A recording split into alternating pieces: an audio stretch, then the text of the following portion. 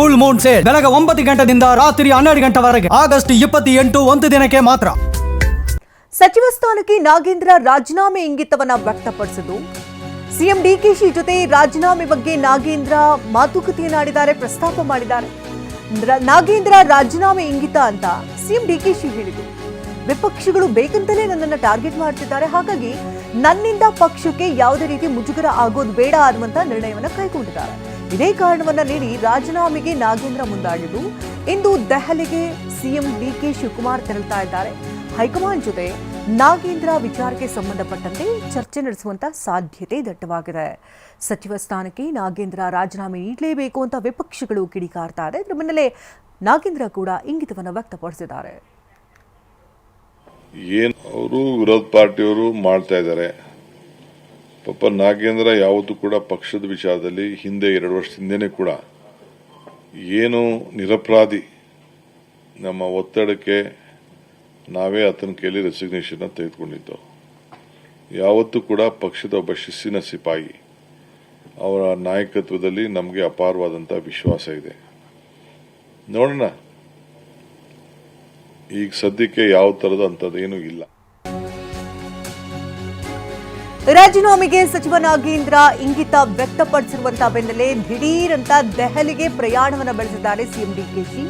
ಇಂದು ರಾಹುಲ್ ಗಾಂಧಿಯನ್ನ ಭೇಟಿಯಾಗಲಿದ್ದಾರೆ ಸಿಎಂ. ಈಗಾಗಲೇ ರಾಹುಲ್ ಭೇಟಿಗೆ ಸಮಯಾವಕಾಶವನ್ನ ಸಿಎಂ ಡಿಕೆ ಶಿವಕುಮಾರ್ ಕೇಳಿದ್ದು ಮಧ್ಯಾಹ್ನ 12 ಗಂಟೆಗೆ ರಾಹುಲ್ ಗಾಂಧಿಯನ್ನ ಭೇಟಿಯಾಗುವ ಸಾಧ್ಯತೆ ಇದೆ. ರಾಹುಲ್ ಭೇಟಿ ವೇಳೆ ರಾಜ್ಯ ರಾಜಕಾರಣದ ಬಗ್ಗೆ ಚರ್ಚೆಯನ್ನು ನಡೆಸಲಿದ್ದು ಸಚಿವ ನಾಗೇಂದ್ರ ವಿಚಾರವೂ ಕೂಡ ರಾಹುಲ್ ಜೊತೆ ಚರ್ಚೆ ನಡೆಸುವ ಸಾಧ್ಯತೆ ಇದೆ. ಸಂಪುಟ ಪುನರಚನೆ ಬಗ್ಗೆಯೂ ಕೂಡ ರಾಹುಲ್ ಜೊತೆ ಚರ್ಚೆ ನಡೆಸುವಂತಹ ಸಾಧ್ಯತೆ ಇದೆ. ರಾಹುಲ್ ಭೇಟಿ ಬಳಿಕ ಸುರ್ಜೇವಾಲಾ ಭೇಟಿಯಾಗುವಂತಹ ಸಾಧ್ಯತೆ ಇದೆ. ಹಾಗಾಗಿ ತೀವ್ರ ಕುತೂಹಲವನ್ನ ಕೆರಳಿಸ್ತಾ ಇದೆ ಡಿಕೆ ಶಿವಕುಮಾರ್ ಅವರ ದೆಹಲಿಯ ಭೇಟಿ. ಈ ಬಗ್ಗೆ ಎಷ್ಟು ಡೀಟೇಲ್ಸ್ ನ ಪಡ್ಕೊಳ್ಳೋಣ ದೂರವಾಣಿ ಸಂಪರ್ಕದಲ್ಲಿ ಪ್ರಮೋದ್ ಇದ್ದಾರೆ. ಪ್ರಮೋದ್, ರಾಜೀನಾಮೆ ಇಂಗಿತವನ್ನ ವ್ಯಕ್ತಪಡಿಸಿದ್ದಾರೆ ನಾಗೇಂದ್ರರವರು. ಈ ವಿಚಾರಕ್ಕೆ ಸಂಬಂಧಪಟ್ಟಂತೆ ಹೈಕಮಾಂಡ್ ಜೊತೆ ಚರ್ಚೆ ಮಾಡ್ತೀನಿ ಅಂತ ಡಿಕೆ ಶಿವಕುಮಾರ್ ಹೇಳಿದ್ದಾರೆ. ಅದರಂತೆಯೇ ಈಗ ದೆಹಲಿಗೆ ತೆರಳುತ್ತಿದ್ದಾರೆ. ಏನಾಗಬಹುದು ಈ ವಿಚಾರ?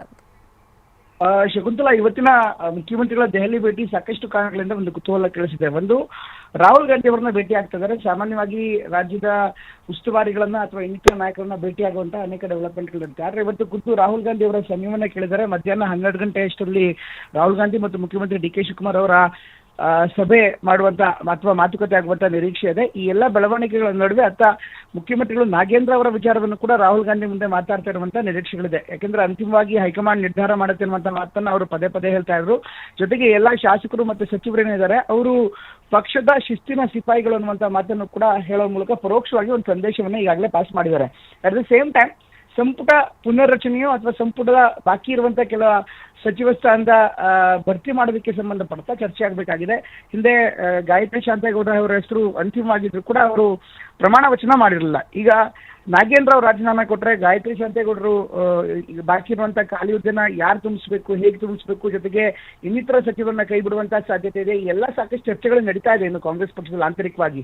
ಹೀಗಾಗಿ ಎಲ್ಲಾ ಬೆಳವಣಿಗೆಗಳಿಗೆ ಸಂಬಂಧಪಟ್ಟಂತೆ ಒಂದು ಅಂತಿಮ ಅಂತ ನಿರ್ಧಾರ ಮಾಡೋದಕ್ಕೆ ಜೊತೆಗೆ ಹೈಕಮಾಂಡ್ ನಿಂದ ಕೂಡ ಒಂದು ಗ್ರೀನ್ ಸಿಗ್ನಲ್ ಪಡೆಯುವ ನಿಟ್ಟಿನಲ್ಲಿ ಇವತ್ತಿನ ಸಭೆ ಮುಖ್ಯಮಂತ್ರಿಗಳು ಮತ್ತು ರಾಹುಲ್ ಗಾಂಧಿ ಅವರ ಸಭೆ ಅತ್ಯಂತ ಮಹತ್ವವನ್ನು ಪಡೆದುಕೊಂಡಿದೆ. ಶಕುಂತಲಾ, ಧನ್ಯವಾದ ಪ್ರಮೋದ್ ತಮ್ಮೆಲ್ಲ ಡೀಟೇಲ್ಸ್ಗಾಗಿ.